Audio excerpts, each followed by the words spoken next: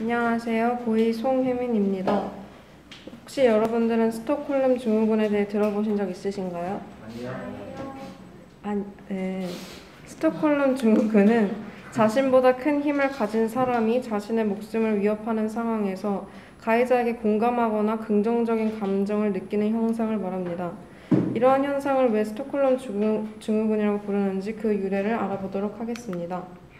스톡홀름 증후군은 스톡홀름시에 있는 노르말름 신용은행에서 일어난 강도 납치 사건에서 등장했습니다. 1917년 8월 23일 오전 8시경 이제 막 만기 출소를 마치고 나온 32세 남성 얀 에릭 올슨과 그의 동기이자 공범인 26세 남성 클라크 올롭슨이 노르말름 신용은행에 들이닥칩니다. 사진에 보이는 이 사람이 얀 에릭 올슨입니다. 지금 보이는 사진이 당시 납치된 4명의 인질입니다. 납치된 시간으로부터 약 3시간 정도가 지난 후 은행 직원의 신고에 의해 경찰이 출동하였습니다. 그러나 그들은 즉시 출동했던 경찰관에게 총기를 겨누었고 결국 한 명의 경찰관이 총상을 입게 되었습니다. 아무 소득 없이 물러설 수밖에 없게 되자 경찰은 이들을 단순히 제압할 수 없음을 알게 됩니다. 경찰은 인질을 다치게 하지 않고 문제를 해결하려 했고 범죄자들은 한화로 약 3억 원 정도와 도주에 필요한 차량, 방탄 헬멧과 권총 2자루를 협상안으로 내놓았습니다. 당연히 정부는 그들의 협상을 받아들이지 않았습니다. 그리고 하루가 지난 다음 날 이 사건은 인질로 인해 새로운 국면을 맞이하게 됩니다.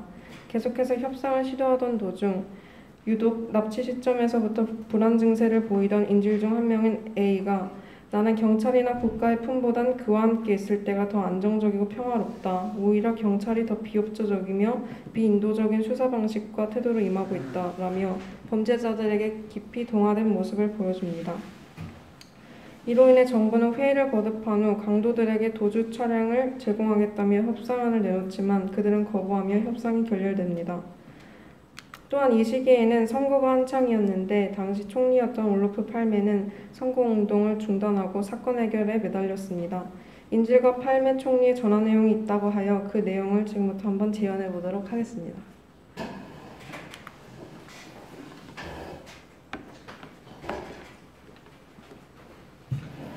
자기소개.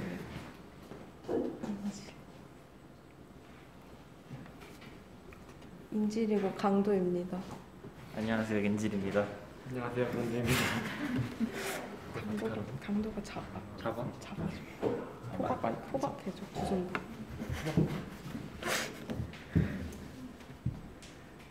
해요? 네. 안녕하세요. 인질 중 하나인 크리스틴 엠마크예요. 이것으로 총을 발사하면 우린 전부 죽게 된다는 걸 모르세요? 경찰은 발표하지 않을 겁니다.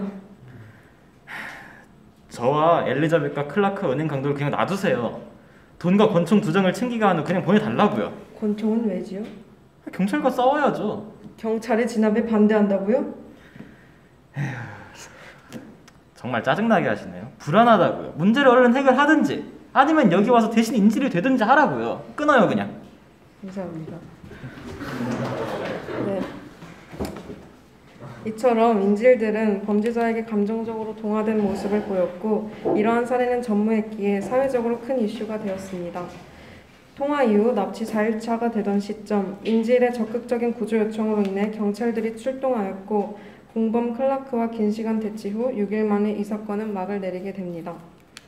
이후 많은 박사들과 경찰들은 인질이 인질범에게 감정적으로 동화된 이유에 대해 연구하기 시작했습니다. 시간이 지나 경찰에 의해 스톡홀름 증후군의 발생 이유는 대응기제이다 혹은 정신병적 증세이다 이 2가지 견해를 수렴하게 됩니다. 스톡홀름 증후군은 불안함에 지배당한 인질들이 자신들과 직접 대면하고 있는 인질범들에게 긍정적인 표현을 함으로써 상황을 벗어나려 한다는 대응기제 때문에 일어난다고 말하기도 하고 학자는 이를 상황에 대한 대응기제가 아닌 극도의 불안감으로 인한 정신병적 증세라고 말합니다. 스톡홀름 증후군은 3단계의 진행 단계로 알려져 있습니다. 시간상 이 부분은 언급하지 않고 넘어가도록 하겠습니다. 또한 이 증후군은 현대 일상에도 흔히 나타나는데요. 그 예로 데이트 폭력이 있습니다. 폭력이 잦을수록 연인의 애정 표현에서 더 큰 사랑을 느끼기 때문에 연인 관계에서 폭력을 당한 사람들 중 50%는 관계를 쉽게 정리하지 못한다고 합니다. 또 가정폭력이 일어나는 상황에서도 스톡홀름 증후군이 일어난다고 합니다. 부모의 학대를 받은 아이는 낮아진 자존감을 부모에 대한 비이성적 애착으로 해결한다고 나와 있습니다. 이런 형상을 공포 유대 혹은 트라우마적 유대라고도 부릅니다. 스톡홀름 증후군이 나타난 사례들을 살펴보도록 하겠습니다. 2014년 칠곡에서 일어난 계모 아동학대 살인사건을 기억하시나요? 자매 중 둘째를 죽음으로 몰고 간 이 살인사건의 가해자인 계모는 아이들을 때리거나 학대 행위를 한 후 사랑해서 그랬다, 미안하다 라는 말을 했고 아이들은 학대를 당한 후에도 이 같은 모습을 보며 계모를 동정하는 모습을 보였다고 합니다.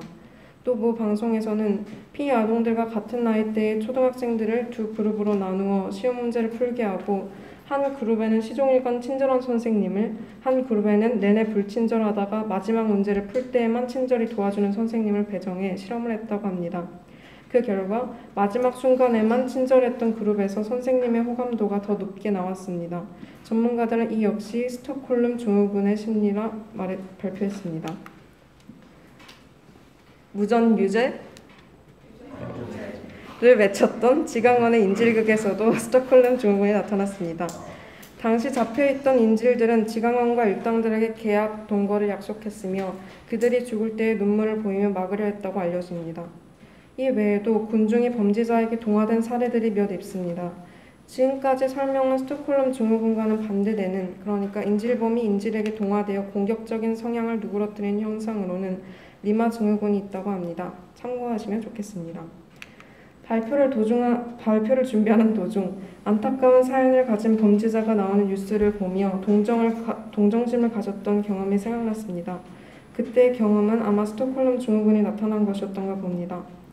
그런 걸 잘 생각해보면 이 증후군은 단순 대응 기제로 인한 현상이 아니라 그냥 사람의 마음에서 나오는 현상이 아닌가 그런 생각이 들었습니다.